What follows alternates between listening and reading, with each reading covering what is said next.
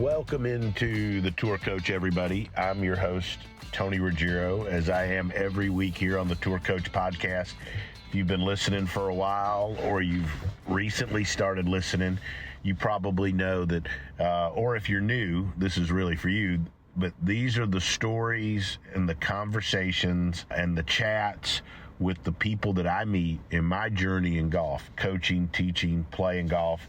These are the fitness instructors, the mental coaches, the performance coaches, the other teachers, the players, and the people that I run into day to day teaching and coaching that I think shed interesting perspectives, have great views, and information that can help all of you that love the game of golf play better, coach better, teach better, practice better. It's all in an effort to give you the best information. So hopefully you like these conversations here on the Tour Coach. We appreciate all of you listening and watching. And more importantly, or equally as important, we appreciate our sponsors, Mitch McConnell and Buick GMC, Blaine Stokely, Stokely's Midtown Garden Center, Taylor Martino and Rowan. And none of this would be possible without the folks at Shrixon Golf and Vineyard Vines and Bushnell. They've been with us forever.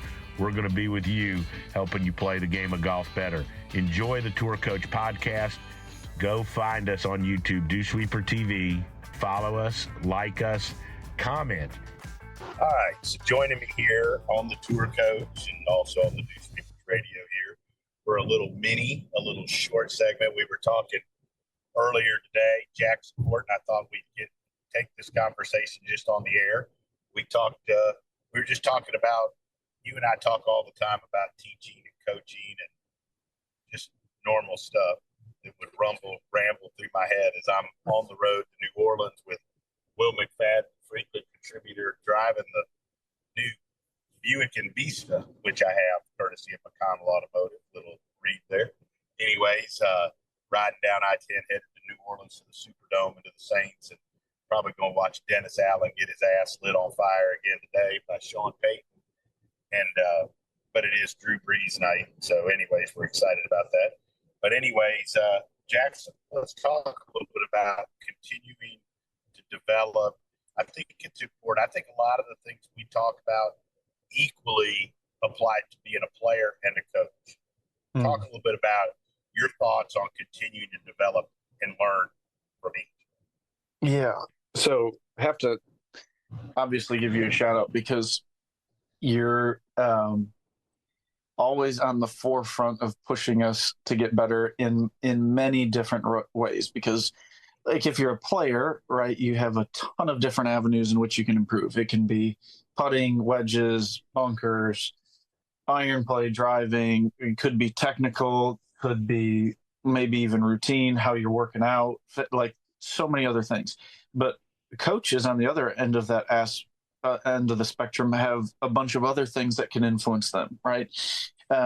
Technology, how they're using social media, their spheres of influence, time management, scheduling, all these things. And obviously this conversation was spurred on from technology that you're implementing down at Old Palm, being Sportsbox, which is like 3D markers and stuff like that. So we can talk more about that. But I think for me in particular, as a coach, I did not have this as a player, and I haven't learned this until recently either.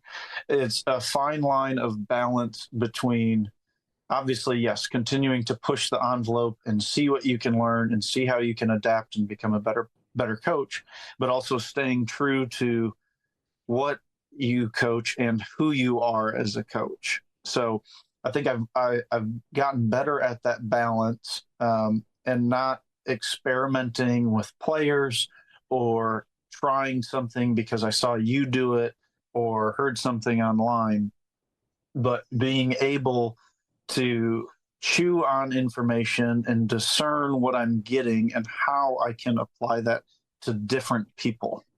I think that's kind of where I am, is a balance between staying true, learning, but also figuring out who needs information and how they need that information differently. Yeah, and I think early in my career, I didn't do a very good. I think I've always done a good job of trying to push myself to learn. I've always tried to push myself to be kind of not on the leading it, but like try to make sure that whatever we needed to offer players to get the best players, we were able to offer, right? Right. But maybe at stages I didn't do a great job of not allowing that to change how I taught or who I taught. Most noticeably, I'd say like when I first got a track man and stuff like that, maybe, and I saw other teachers having a bunch of success with that. I tried to change a little bit and I was less successful. Now I think I do a pretty decent job acquiring things and still staying true to what I think, what I do. And I told a young teacher the other day, you've heard me have this conversation. I think it early in your career, but all the time. I still do it once a year. You sit down and you write down the things that you think are important and that you believe are important in the golf swing. And that doesn't mean that you teach it. It doesn't mean you teach a system, but the things that you prefer and the things that you like. And I think you evaluate that. I do that every year. It's some time or the other. And I think that's healthy to do. And I think when you're young and you're new and you're starting out, that's way harder than you think it will be to write down what you think, what you believe. And and so as I looked at where I was as a teacher this past year, and I thought about players that I would like to teach and that I would want to teach, I think the players in the world up and coming are evolving more than ever. There's more information out there. And while I'm old school and all of that stuff, I think we have to have a better understanding. For me, felt like I had a better understanding of 3D. I had to have a better understanding of that technology and the ability to use that in order to be able to continue to be a resource and an asset that young, up and coming, and good players would want to use. Not just for my coaching and teaching and all that, but I think that, and we've had this conversation. There's lots of teachers out there. I know some great ones that I don't think have done a very good job continuing to adapt with what the players need. And I think if you want to continue to help players and develop players, you've got to adapt and change as the players are while still staying true to who you are. What other challenges have you had with the adaptation? With what? With adapting. I think the hard part is understanding that because you have technology doesn't mean you have to use it all the time. Doesn't mean you have to also let the player see every piece. I think the art of coaching and teaching is the ability to figure out when a player needs certain information and when they don't. Oh, that's good. Right? And, the guy I came up under, I think, was one of the best I've ever seen at that. The person I watched recently in Vegas, Butch, is probably the greatest there's ever been at that. That's just something that's real transcendent, great players. And so, but I think in this day and age of information, we've got to be able, as a coach and a teacher, if you want to teach and coach at the highest level, I think you've got to have an understanding of all the disciplines out there. And, it's no different than what I did early in my career 12 years ago with Colby. I felt like that was a beginning, a booming, a part of the puzzle that I didn't understand a lot at that time. So I started doing stuff with him. Now he jokes all the time that, I know as much or more than most of those TPI guys running around out there now. But, and that's probably true. But, that was why I added that piece of the puzzle. Then when ground forces, force plates became big, we had some of the first ones, and we started using Dr. Lynn to help understand, right?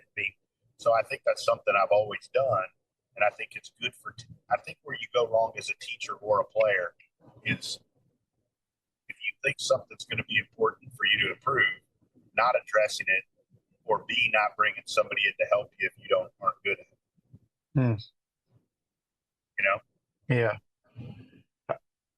Has there been a way in which players use technology that you've learned from and helped other players with?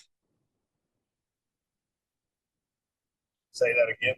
So, like, is there something you've learned from players that, like, in how they use technology, right? Like Lucas or Andy or Will McFaddo, who's driving next to you. Like, is there things that you've seen from players where you're like, oh shoot, that's pretty good? So Will McFadden brought kind of branch off. It's like we were talking in the studio before we left to go on the road to watch the Saints, and we were talking about 3D and different things.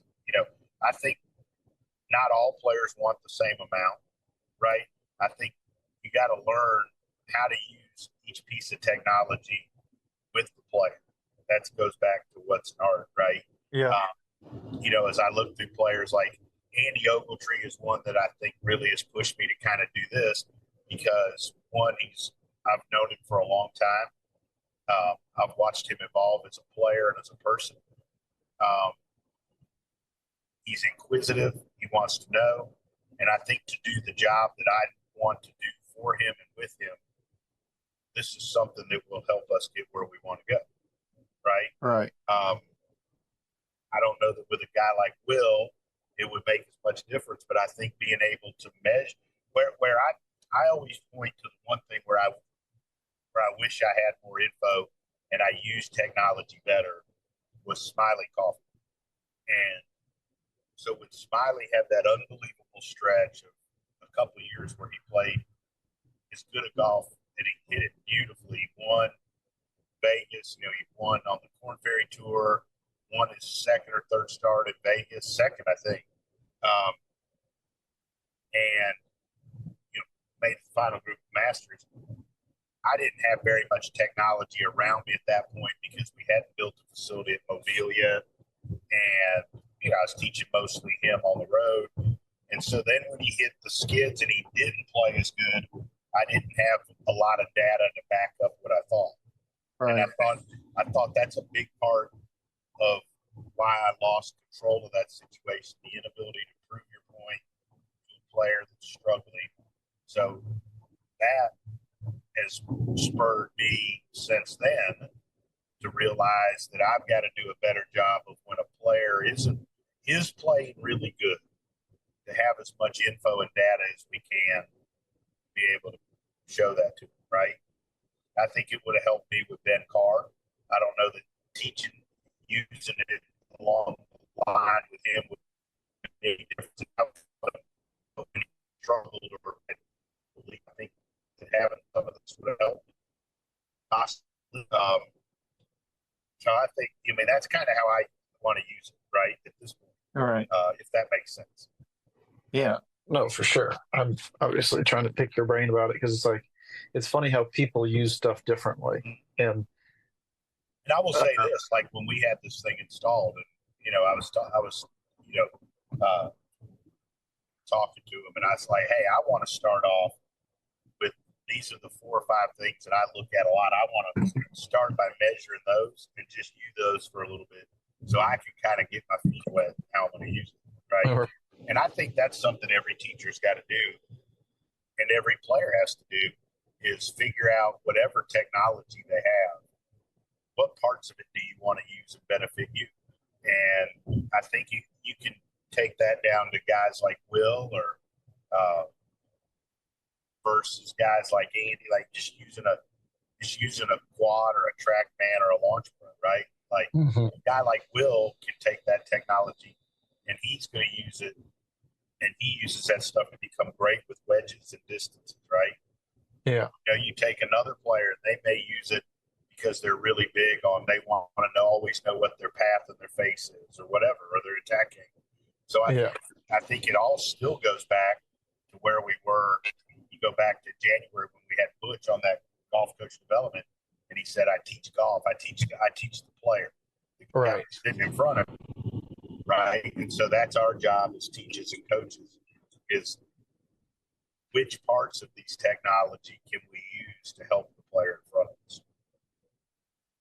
And that is your Cleveland Trick Sounds XEO tip of the week. Right. And again, I think that's where as you get older, you can probably get a little better at it. And I mean, I know that there's guys who use all this stuff all the time, and that's their style, and they get players that works for them. There's guys, and people that, but I do think that to be effective teaching the best players in the world nowadays, young players coming up. Speed check recorded. We got a speed check on I-10 coming up. You've got to be able to adapt to what their needs are. And I think this generation is going to require us to be more adept and more skilled with more types of technology and have a better understanding of it and a better ability to communicate the one or two things we want them to do using different technologies. Okay. So do you think, so I'm trying to figure out, because I think applying this to me, and this is obviously all really good. I appreciate you sharing that. For me, I think when I start working with good players, because I still don't have a ton of time under my belt with, some players that are very developed. A lot of it, I think, for me is like self-discovery, trying to figure out how they tick, right, and how they process things for their own game. Like you're talking about how everybody would use technology differently. So what happens, or how would you use technology if the message gets stale or you're trying to convey something differently? I think for one, I think I'm still in self-discovery, and anybody that's honest is still in self-discovery every day we go to work, right? We're trying to figure out ways to get better and ways to make ourselves better. And you've been with me a long time. You know how personal and hard and beat up I take it when I don't do a good job and I get fired or somebody doesn't play well. I think we're always where you are, right? We may have more tools in our tool belt, to quote Mike Adams, or whatever to use, but we're all still there. I think, but I think to your point, we can use technology to help keeping the message from getting stale, right? Because to me, you can use it to prove your point different ways. Right. You can and prove things by measuring. Again, and I think if a player knows, again, I think if you can prove to a player what they do when they play their best, it's got to be better ammunition for you when they're struggling and you're trying to get them to go back to something you worked on before, right? Right. Players don't always, what they feel like they're doing and what they're doing are not always the same thing. I think that's one of our challenges is sometimes when a player's feeling something, that's probably exactly what they're doing. Do you tell them any different if they're making a bunch of cash? Probably not, right? You let them run with it as long as you can. That's my motto: keep the checks cashing. So, I just think, but I think that having tech, whether it's force plates, 3D, any of the stuff that's out there, it's all great, right? Launch monitors are all tools to give us more ways to help them stay on task and to find different ways to convey a message. And I also think, but I still don't think we'll ever get away from trying to slow people down, make them do things slow,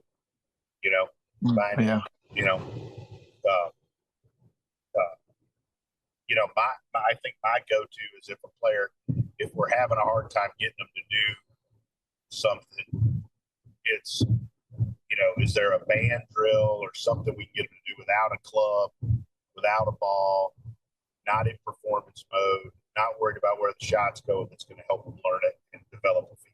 And going back to our good buddy, Dr. Greg Carton, and that is if we can help them figure out what their good feels like, then they can just try to go make it feel that way for 18 holes and see how it works. That's good stuff right there, T. You like that, Jackson Koert? I do. Is there anything after 3D that you think would be the next step for you, or that you would want to see tech in golf instruction? I hope I'm done pretty soon. Man, I don't know. Again, I'm not the greatest by far on knowing what's out there and what's coming up, right?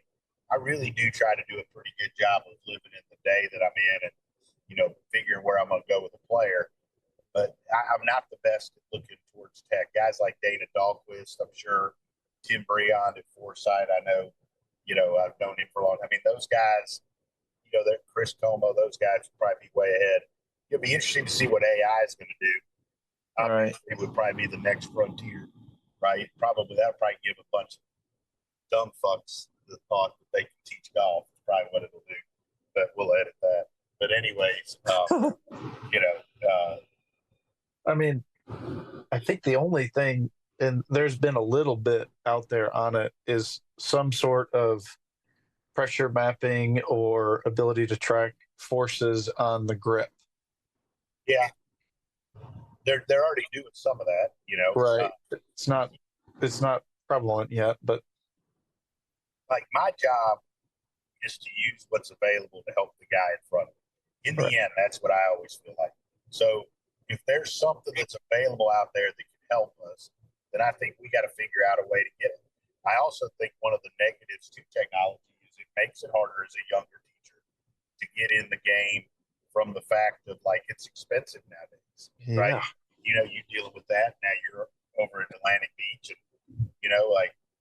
we joke all the time. We probably got $150,000 worth of shit in that studio I've got, right? It's not cheap. But like I said earlier, if you're going to make an attempt to help really good players, I think you got to be able to offer and understand all of the info that's out there. And I think that's our job if we're going to help the people in front of them, right? Yeah. I think it's not even good players, because I had a guy, the member here, actually listens to the Tour Coach podcast fairly regularly. He had mentioned, he had made some good progress, kind of slipped back, didn't know how to get it back. Maybe it's whatever. Anyways, but he wanted a really good understanding and a plan to know, hey, this is where we're going and this is why we're going there. But he wanted to be able to track it because obviously we've got the swing catalyst here at the club as well, but unable to use that right now because I'm currently horizontal in the men's locker room attendance office, and I can't install the swing catalyst myself. So yeah, but this guy's playing in the 7th flight of the Atlantic Beach Country Club member guests this week. But he's still wanting to get better, right? But he's still wanting to get better. It doesn't have to be just Andy Ogletree, right? Right, exactly. And I think that, I think if we exhaust our resources on every player that's in front of us, you'll get where you're trying to go. Again, I think it comes down to helping the guy in front of you. I felt like I felt like in the last year that I didn't do as good a job as I wanted with some folks. And I felt like there was some stuff out there that would help me do a better job. I lost you there. What'd you say? You didn't? I said I felt like over the last year, I didn't do as good a job with some folks as I went into wanted. And in the end, I felt like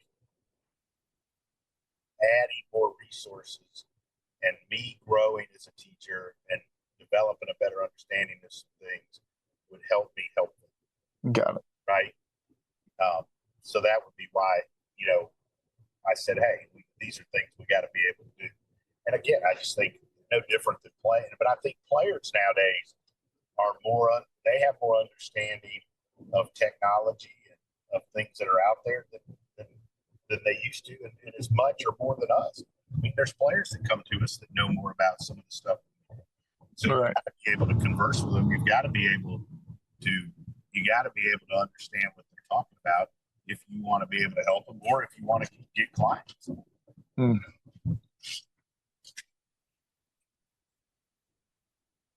You like that? Yeah, I really do.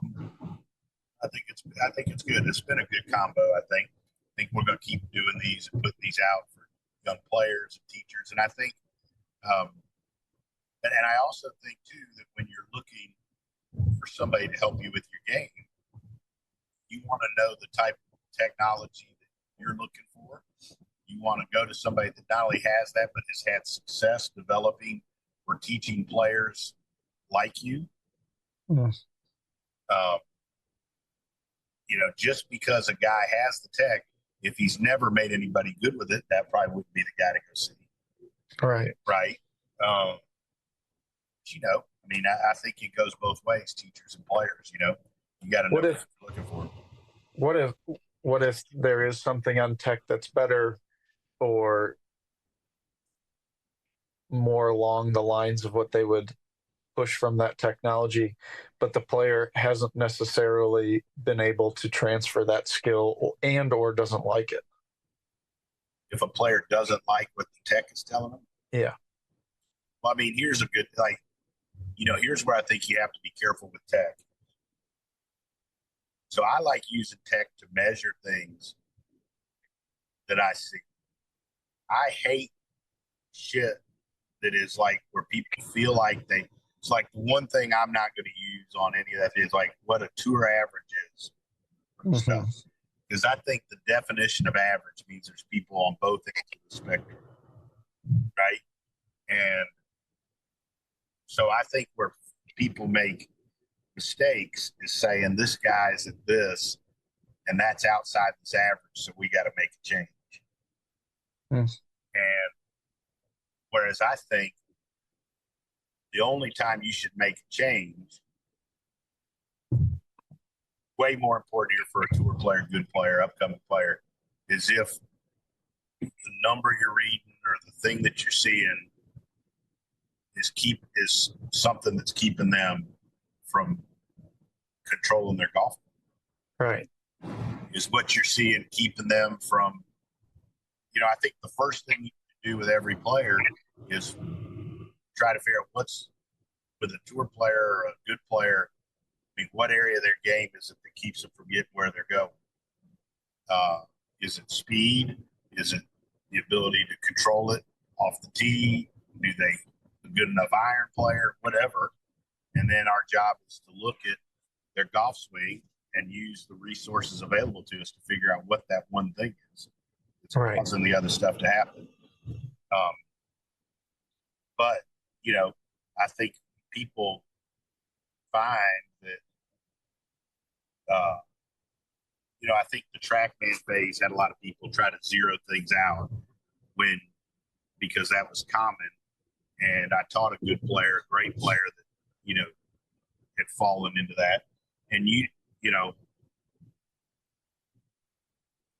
guy that hits a big draw needs to be more in to out with a face more shut to that path, right? So, I think still the more technology there is for good players, I think the more useful we become because we become the dispenser of information and we become the person that helps them figure out which one of those numbers or which piece of the puzzle is what's causing the most thing. So I don't think that technology makes us less important. I think it makes us more important. What's been your least favorite piece of tech? All of it.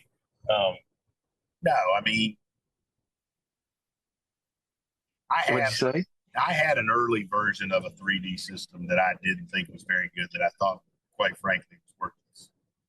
Sorry, I lost you there for a second. What did you say? I had an early piece of like a motion capture type system, 3D type thing that I didn't think was very good. That's why I never went back into any of the stuff. You used it with me. Yeah. Yeah, I just didn't think it was very good. I thought the readings were I thought it was too hit and miss. I thought some of the biofeedback stuff of it was great, but I didn't think the readings were exact. For me, it didn't work very well, right? And I also thought the ability, I think the cool stuff about the 3D now is you can run it and it's being filmed, and it's markerless, like there's no setup. Right. So I think you got the opportunity to also use it just when you're with Joe or Mary six-pack in a lesson, and they're a 15 handicapper, and you film them, and you might be able to pull something up and show them without having to put them in a monkey suit. Right? So that one particular, really all the other tech that I've had, I've liked and I've used. Maybe I've chosen to not use it very much. But that one would be the only one that I really felt like, for what I spent kind of doing it, I for sure never got that much use out of it. Got it. But I mean, I've never, all of the force plate, pressure mapping stuff, man, that's been worth everything we've ever done, even if it was just from a learning perspective of what we do. I mean, I think that stuff's been phenomenal. Obviously all the video and good cameras. Shit, the best thing I got is this iPad. I mean, this thing's amazing. Yeah. Jackson, this was awesome. We're going to keep doing these little minis. These are fun. I love it. Random musings and conversations with Jackson Koert from the floor of Atlantic Beach Country Club. That's exactly right. Keep up all the good stuff. We're looking forward to having you back in the swing soon. Appreciate this. We'll do another one in a week or so, but we'll look forward to more, buddy. You get better and keep coaching those folks up over Atlantic Beach. I will. I appreciate your time, T. Appreciate your insight and sharing it all. I know you're going to have some fun over there in New Orleans with McFadden. McFadden and I might have one Coors Light this afternoon. If we can find an Epic Western, we're going to do that too. Shout out to another sponsor. We're knocking them dead on sponsors today. But also one last reminder too. I know Jackson's going to put some stuff up this week, but we've had that great series with Hank Johnson. But check out, if you like our instruction and you like stuff, check out DewsweeperTV on YouTube. All you got to do is go to YouTube, type in DewsweeperTV, something up every game, including these. But lots of videos and drills. So Jackson, we appreciate it. We'll catch you with you soon. Thanks, T. See you, buddy.